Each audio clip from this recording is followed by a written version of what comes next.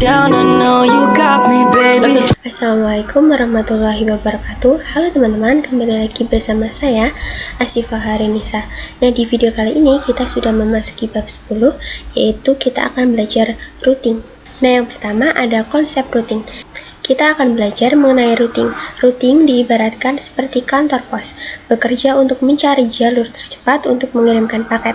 Jadi, routing dapat didefinisikan sebagai proses melewatkan data dari satu jaringan ke jaringan lain, dan routing bekerja pada layer 3 networking models. Nah, kita masuk ke pembahasan yang pertama, yaitu konsep klasifikasi routing. Nah, jadi routing dibedakan menjadi dua. Yang pertama ada static routing, yaitu yang dibuat dengan menambahkan secara manual ke routing table. Kedua ada dynamic routing, yaitu routing yang dilakukan dengan melakukan enable fungsi protokol pada router tersebut. Maka secara otomatis router akan mencari jalannya sendiri. Nah, untuk dynamic routing sendiri itu terbagi menjadi dua konsep. Yang pertama ada IGP, yaitu Interior Gateway Protocol, dan ada EGP, yaitu Exterior Gateway Protocol. Nah, untuk IGP dapat digunakan pada intra-autonomous system routing dan diterapkan untuk mengendalikan dalam satu organisasi. Mudahnya adalah jaringan memiliki kebijakan routing yang sama. Nah, contohnya yaitu ada sekolah atau kampus, perusahaan, atau institusi lain. Berbeda dengan EGP yang digunakan pada inter-autonomous system routing atau digunakan untuk routing antar AS yang berbeda. EGP biasanya digunakan dalam internet, contohnya seperti kampus ke ISP, ISP ke ISP, dan sekolah ke ISP, perusahaan ke ISP, dan lain-lain. Nah, kemudian ada protokol di IGP.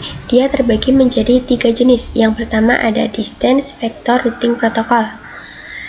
Contohnya adalah RIP versi 1, RIP versi 2, dan IGRP. Nah, yang kedua ada Link State Routing Protocol, bekerja dengan cara melihat besaran bandwidth, contohnya seperti OSPF dan ISIS. Nah, yang ketiga ada Hybrid Routing Protocol, yaitu gabungan dari distance dan link state. Contoh protokolnya adalah EIGRP. Kemudian untuk EIGRP, ia memiliki satu jenis protokol saja, yakni BGP. Nah, pembahasan yang kedua yaitu routing table dan route flag. Nah, seperti yang kita ketahui, router berfungsi untuk menghubungkan perangkat yang berbeda network. Nah, untuk menghubungkan perangkat tersebut harus dilihat berdasarkan routing table. Jadi, routing table berisi informasi mengenai rute ke jaringan atau network tertentu, atau juga berisi nilai prioritas atau metrik dari masing-masing rute. Untuk routing table, ia terbentuk dari semua rute yang berasal dari dynamic routing protocol dan semua route untuk network yang directly connected ke router, serta terbentuk dari konfigurasi tambahan yaitu routing route static. Nah, pada routing table nantinya kita akan melihat informasinya melalui route flag. Nah, simbol-simbol yang terdapat di sini memiliki definisinya masing-masing. Seperti D artinya dinamik, A aktif, C connect, S static, O OSPF, dan lain-lain. Nah, salah satu contohnya yaitu DAC yang berarti dynamic active connect, yaitu dapat otomatis terinput karena pada interface mikrotiknya sudah tersambung. Dan ada AS yaitu active static yang artinya ia dilakukan secara manual. Pembahasan yang selanjutnya yaitu static routing. Static routing diperlukan dalam beberapa situasi tertentu tergantung pada kebutuhan spesifik dan karakteristik dari jaringan yang dikelola. Static routing dibuat dengan cara menambahkan jalur manual ke routing table. Rumus dari static routing sendiri itu mudahnya bisa dikatakan adalah dengan mau kemana dan lewat kemana. Nah, teman-teman bisa perhatikan pada topologinya, misalnya router 1 ingin akses network yang ada di router 2. Jadi, router 1 ingin mengirim data ke PCB yang terhubung ke router 2, maka kita harus memberitahu router 1 bahwa untuk mencapai PCB, data harus dikirim melalui port tertentu yaitu header 1. Selanjutnya ada karakteristik dari static routing, yaitu mudah dikonfigurasikan pada jaringan skala kecil. Jadi, perlu diketahui bahwa static routing tidak cocok digunakan untuk jaringan skala besar. lalu membutuhkan research yang ringan dan manual, konfigurasi setiap penambahan jaringan baru. Nah, kita ke materi yang keempat, yaitu studi kasus static routing 2 router. Di sini terdapat 4 router yang akan kita koneksikan dengan satu dan lainnya. Nah, untuk router utama akan dikonfigurasikan WAN, sehingga untuk router lain ketika ingin terkoneksi dengan internet, maka dia menggunakan perantara mikrotik utama. Nah, di sini sudah saya siapkan 2 router dan sudah dinyalakan. Kemudian di sini ada ISP. Nah, kali ini kita akan menggunakan yang tipe cloud.NAT. Maka nantinya kita akan mendapatkan range IP kelas A, yakni 10.x.x.x, dan juga ini dapat berupa IP private. Namun perlu diketahui, jika konsep ini diterapkan pada dunia nyata, maka mikrotik akan mendapatkan IP-nya tipe IP public ya teman-teman. Nah, di sini kemudian kita hubungkan ISP-nya dengan mikrotiknya. Dan jika sudah, kita masuk ke terminal router 1. Di sini kita login.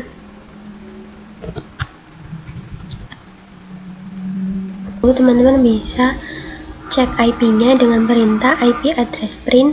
Nah, di sini saya mendapatkan IP 10.0.137.158. Nah, IP tersebut bisa kita tuliskan pada notenya ya teman-teman. Nah, caranya teman-teman klik kanan pada kabel ini, kemudian pilih edit. Nah, pada label ini kita tuliskan DHCP .2, lalu tuliskan IP-nya ya teman-teman, yaitu 10.0.137. Nah, di sini saya tuliskan X saja. Nah, teman-teman bisa ganti sesuai dengan yang kalian dapat ya. Setelah itu kita klik apply. Kemudian kita bisa koneksikan antara router 1 dan router 2. Nah, jadi nanti setiap router akan memiliki jaringan lokal. Nah, kita sambungkan klien ke masing-masing router terlebih dahulu ya teman-teman. Kita sambungkan. Ini juga kita sambungkan, kemudian save. Nah, di sini sudah saya siapkan teks ya teman-teman. Jadi untuk IP 10.10.10.1 ini kita akan berikan untuk header 2 di mikrotik pertama di sini ya teman-teman. Nah, kemudian untuk 10.2, saya akan berikan untuk header 1 di mikrotik 2 di sini. Lalu IP 168.1.1 akan saya berikan untuk header 3 di mikrotik pertama di sini. Kemudian IP 2.1 saya letakkan untuk header 2 di mikrotik di sini di mikrotik 2. Kemudian untuk IP 1.2 ini IP milik VPC 1 ya teman-teman. Nah, kemudian yang 2.2 IP milik VPC 2. Dan di sini kita dapat simpulkan untuk network dari router ke router kita menggunakan 10.0 apply, karena keduanya memiliki IP 10.10.10. Kemudian untuk mikrotik yang mengarah ke klien adalah 192.168.1.0. Untuk yang router 1 ke VPC 1 192.168.1.0. Kemudian untuk router 2 yang mengarah ke VPC 2 yaitu kita gunakan 192.168.2.0. Kemudian apply. Kemudian jika sudah, kita dapat mengubah hostname untuk mikrotiknya. Nah, di sini kita akan ubah pada mikrotik yang pertama. Kita bisa tuliskan sistem identity set name sama dengan router 1. Kemudian enter. Nah, di sini sistem identity print. Kita cek. Nah, di sini untuk hostname-nya sudah berubah menjadi router 1 ya teman-teman. Lalu lakukan hal yang sama ke router yang 2. Nah, sebelum masuk ke konfigurasi static routing, kita perlu melakukan koneksi antar PC dengan Pinet Lab terlebih dahulu ya teman-teman.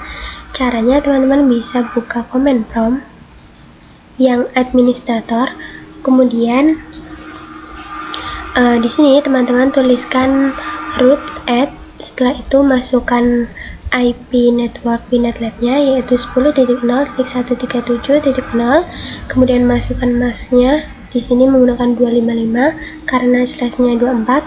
Setelah itu masukkan gateway-nya yaitu menggunakan IP Pinet Lab. Setelah itu saya coba ping mikrotik pertama yaitu 10.0.137.158. Nah, di sini akan berhasil ya teman-teman. Nah, selanjutnya kita buka Winbox untuk mengkonfigurasi static routing-nya. Dan di sini kita akan coba mengakses router 2 pada Winbox tanpa teridentifikasi IP-nya. Untuk melakukan hal tersebut, kita akan menggunakan fitur Roman. Nah, teman-teman bisa pilih menu Tools. Kemudian teman-teman pilih yang Roman. Ada opsi Enable, kita centang. Kemudian jika sudah, kita apply dan oke. Nah, kemudian kita juga akan mengaktifkan fitur Roman di mikrotik 2. Kita masuk ke terminal router 2 ya teman-teman. Nah, pada router 2 teman-teman bisa ketikkan tool Roman set enable sama dengan yes. Nah, kemudian untuk ceknya kita bisa tool Roman print seperti ini. Nah, di sini untuk router 2-nya dia sudah aktif fitur Roman-nya ya teman-teman. Dan di sini kita bisa buka Winbox-nya lagi. Di sini teman-teman bisa pilih menu New Winbox. Nah, teman-teman bisa connect menggunakan IP router 1. Lalu di sini kita klik connect to Roman ya teman-teman. Nah, maka bagian Roman akan teridentifikasi router 2. Teman-teman bisa klik pada MAC address-nya. Kemudian kita bisa klik connect. Nah, di sini kita sudah berhasil untuk connect menggunakan fitur Roman. Nah, kemudian kita akan lanjutkan untuk konfigurasi di tiap interface-nya atau addressing. Nah, yang pertama kita akan lakukan di router 1 terlebih dahulu ya teman-teman. Di sini kita klik IP lalu address. Kemudian klik tanda add. Setelah itu di sini saya masukkan IP yang mengarah ke klien terlebih dahulu yaitu 192.168.1.1/24. kemudian untuk ethernya menggunakan ether 3. Jika sudah apply dan oke, selanjutnya tambahkan untuk ether 2, klik add. Dan di sini addressnya 10.1/24. untuk ethernya kita menggunakan ether 2. Jika sudah apply dan oke.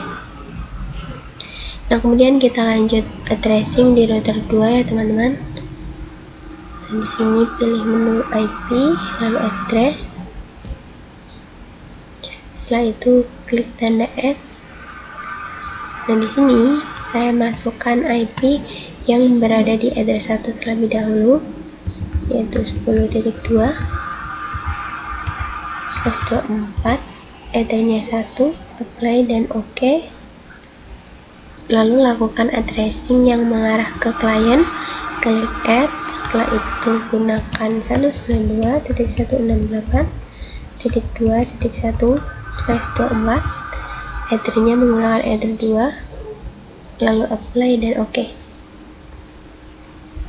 Nah, selanjutnya kita cek route table-nya, kita cek di router 1 terlebih dahulu.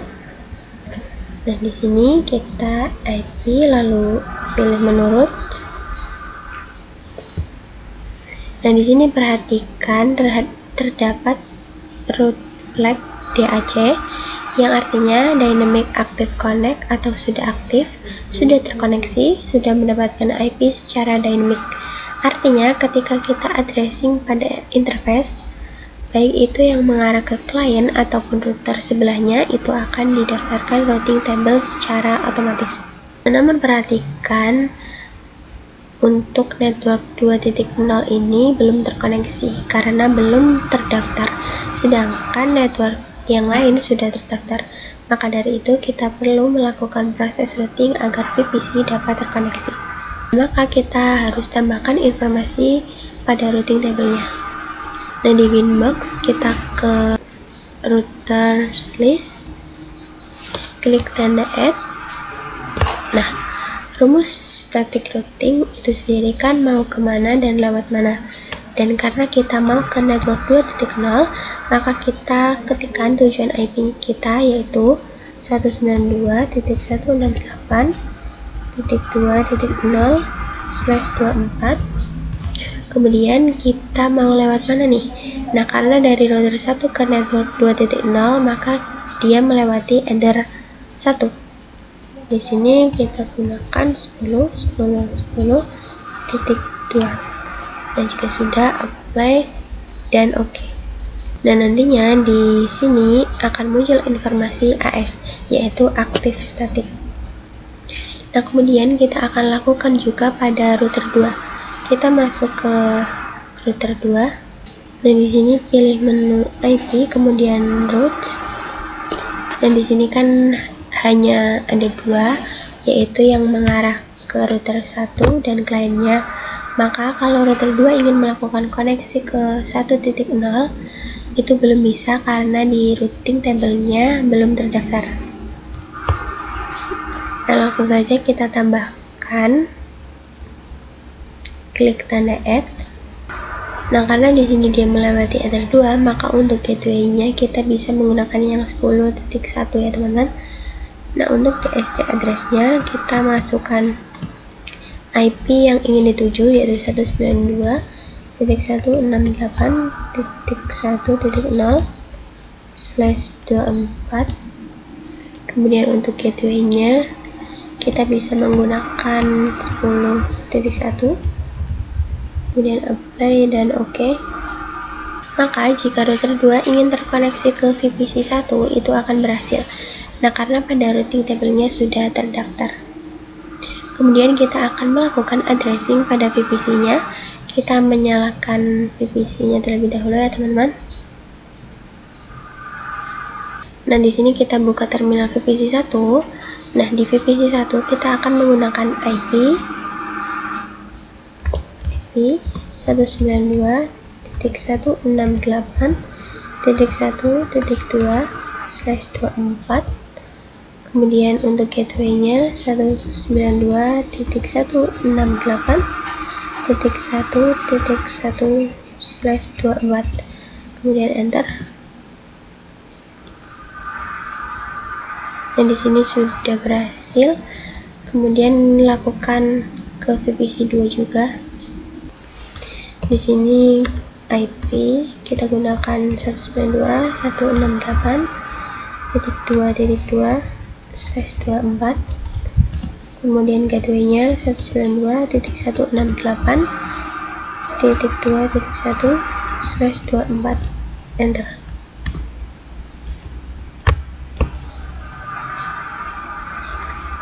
Nah, jika sudah, maka kita sudah berhasil melakukan static routing pada 2 router ya teman-teman. Nah, kita ke materi yang selanjutnya yaitu studi kasus static routing 3 router. Nah, jadi teman-teman, di sini saya sudah menambahkan 1 perangkat router dan 1 VPC sebagai klien. Saya sudah ubah hostname Simikrotik menjadi router 3 dan perhatikan pada IP-nya.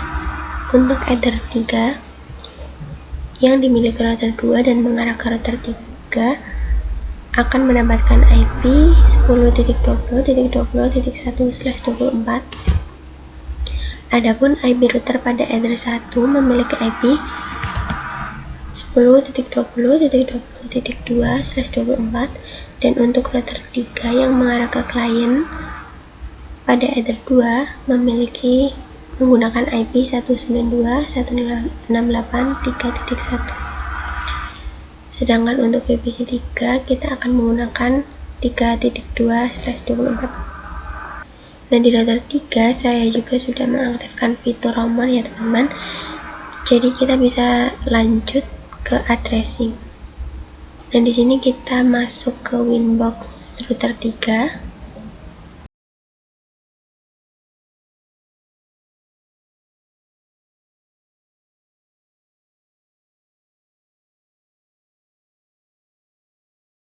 Di sini kita bisa pilih menu IP, lalu address. Kemudian kita tambahkan IP yang mengarah ke header 2. Klik add. Di sini IP-nya 192.168.3.1/24. Kemudian header-nya kita gunakan header 2. Jika sudah, apply dan OK.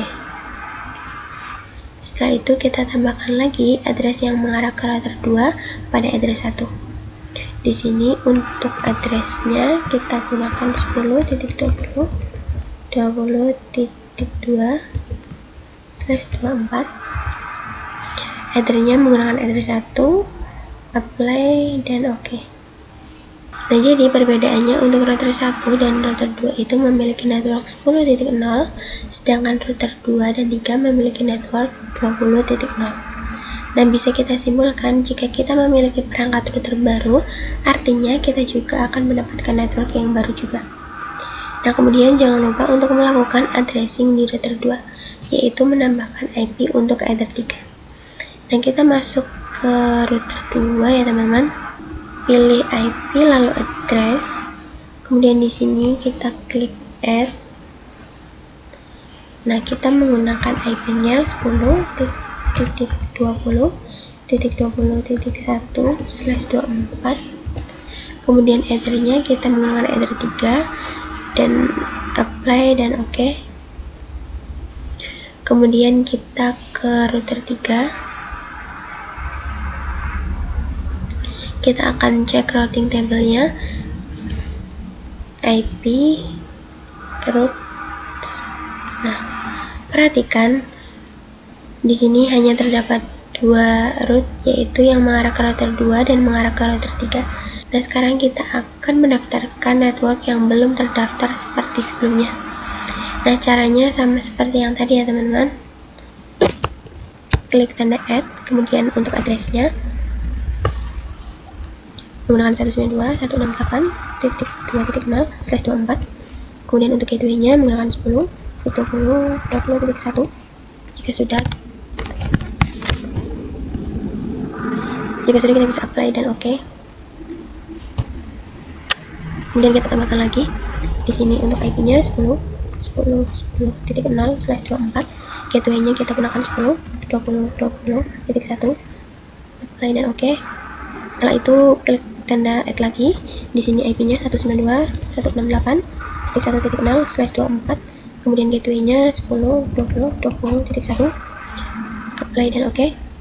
Selanjutnya kita akan tambahkan network baru untuk router 3, yaitu 10.20.20.0 dan yang mengarah ke VPC 3 yaitu 192.168.3.0 di kedua router yang lain. Kita masuk ke router yang pertama. Router list ini kita klik add, kemudian untuk addressnya kita isikan 10.20.20.0/24. dan di router pertama, karena ia melewati address 1, berarti gateway yang digunakan adalah 10.10.10.2. dan jika sudah, kita apply dan OK. Kita klik tambah lagi, kemudian addressnya 192.168.3.0/24, gateway-nya 10.2.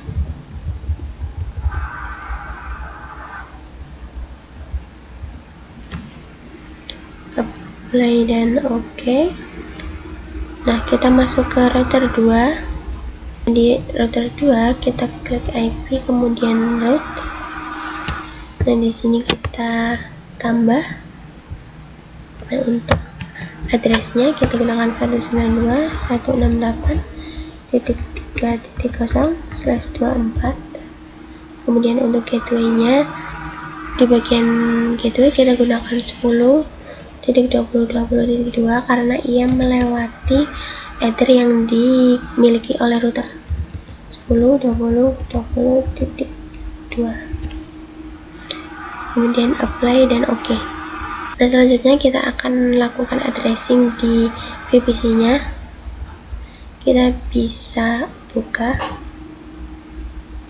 dan di sini kita bisa ketikkan IP 192.168.3.2/24, kemudian gateway-nya 192.168.3.1/24, enter. Nah, di sini kita akan coba ping ke VPC lain untuk memastikan bahwa kita telah berhasil melakukan konfigurasi. Ping 192.168.2.2. Nah, bisa teman-teman lihat bahwa di sini berhasil untuk konfigurasi routingnya ya teman-teman. Nah, materi yang selanjutnya yaitu static routing with internet.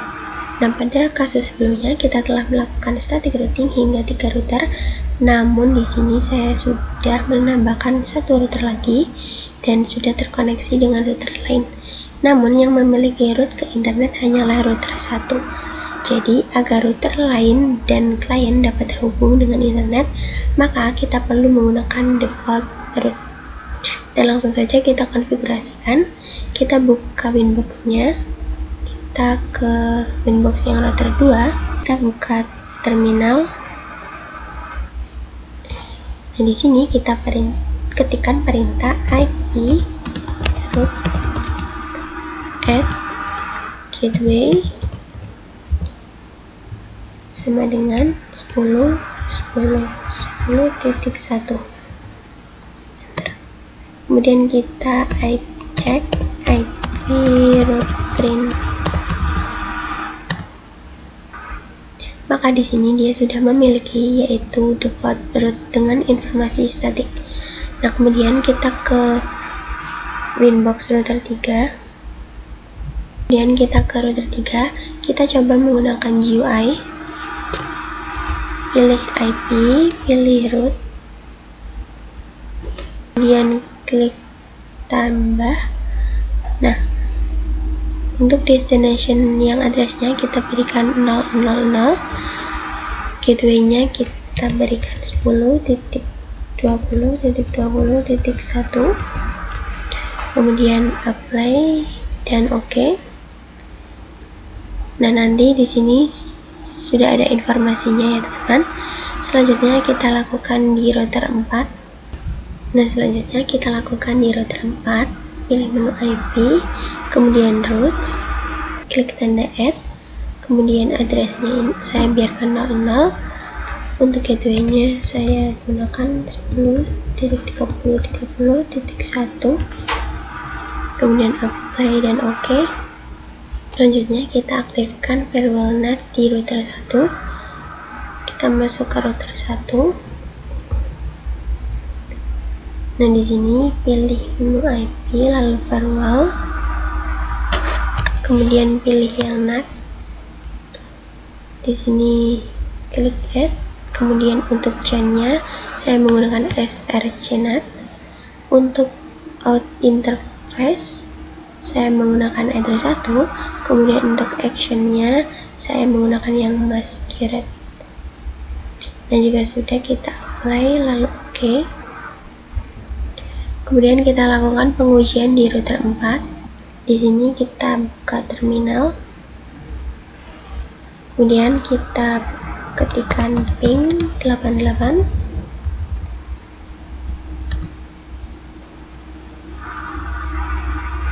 Dan di sini sudah berhasil ya teman-teman. Sekarang kita akan coba ping domainnya dengan menggunakan ping google.com.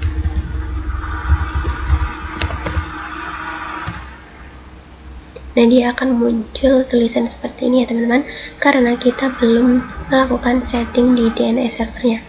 Nah, jadi sekarang kita akan setting terlebih dahulu. Kita tuliskan IP DNS server sama dengan 88. Nah, maka nanti jika kita melakukan ping google.com lagi, maka nanti dia akan berhasil untuk pingnya teman-teman. Nah, materi selanjutnya yaitu dynamic routing. Nah, jadi routing dinamis merupakan salah satu cara untuk mendistribusikan informasi routing table secara otomatis. Hal ini untuk memudahkan perubahan dan ekspansi saat memiliki jaringan yang sudah terlalu besar. Nah, seperti yang sudah kita bahas sebelumnya, konsep dynamic routing ini terbagi menjadi dua. Maka untuk pembahasan lebih lanjutnya, kita akan membahas materi mengenai OSPF. Nah, materi yang selanjutnya yaitu pengenalan OSPF. Nah, saya akan menjelaskan mengenai pengenalan OSPF terlebih dahulu ya teman-teman. Jadi, OSPF atau Open Shortest Path First adalah salah satu protokol routing dinamis pada kategori IGP dengan algoritma Link State Protocol atau LSR. Nah, OSPF juga support IP versi 4 dan IP versi 6. Nah, konsep cara kerjanya adalah dengan mencari rute jalur tercepat berdasarkan bandwidth, delay, dan loading. Nah, rute yang dipilih juga sesuai kecepatan. OSPF merupakan protokol routing yang menggunakan konsep hierarki routing. Dengan kata lain, OSPF mampu membagi jaringan menjadi beberapa tingkatan. Nah, tingkatan-tingkatan ini diwujudkan dengan menggunakan sistem pengelompokan area. Nah, jadi tujuan OSPF area ini adalah untuk memecah topologi jaringan menjadi unit-unit yang lebih kecil untuk mengurangi overhead protokol routing dan meningkatkan efisiensi perutean. Nah, perhatikan di sini terdapat backbone area 0 bertanggung jawab mendistribusikan informasi routing antara non-backbone area. Semua sub-area harus terhubung dengan backbone secara logikal. Kemudian ada standar atau default area, merupakan sub-area dari area 0. Area ini menerima LSA intra-area dan inter-area, dan ABR yang terhubung dengan area 0. Kemudian ada stub-area, area ini yang paling ujung. Area ini tidak menerima advertis external route, digantikan default area. Kemudian yang terakhir ada not so stub area, stub area yang tidak menerima external route, digantikan default route dari area lain tetapi masih bisa mendapatkan external route dari router yang masih dalam satu area. Nah, selanjutnya kita ke materi yang terakhir yaitu ada redistribute default route. Nah, jadi yang dimaksud dengan redistribute default route ini adalah menambahkan R secara otomatis. Nah, langsung saja kita praktikkan menggunakan aplikasi Winbox-nya. Kita bisa melakukan redistribute menggunakan router yang mengarah ke OSPF, yaitu router 1. Nah, di sini kita pilih menu routing, kemudian pilih OSPF, kemudian pilih menu yang instance. Nah, di sini kita bisa double klik pada default. Di sini pada redistribute default route-nya ada always dan if install. Nah, jadi untuk if install ini kalau misalnya router 1 memiliki default route, maka OSPF akan melakukan redistribute default route. Nah, kalau yang always ini misalkan router 1 tidak memiliki default route, maka dia akan melakukan redistribute default route. Nah, di sini kita pilih yang if install ya teman-teman. Kemudian kita apply dan OK. Nah, kalau kita sudah melakukan konfigurasi instance, maka kita sudah berhasil mendaftarkan default route pada router 2, router 3, dan seterusnya. Nah, oke teman-teman, mungkin segitu saja materi pada bab 10 ini. Mohon maaf jika ada kata-kata saya yang salah atau penjelasan dari saya yang kurang dipahami. Terima kasih sudah menonton. Sampai jumpa di video selanjutnya. Wassalamualaikum warahmatullahi wabarakatuh.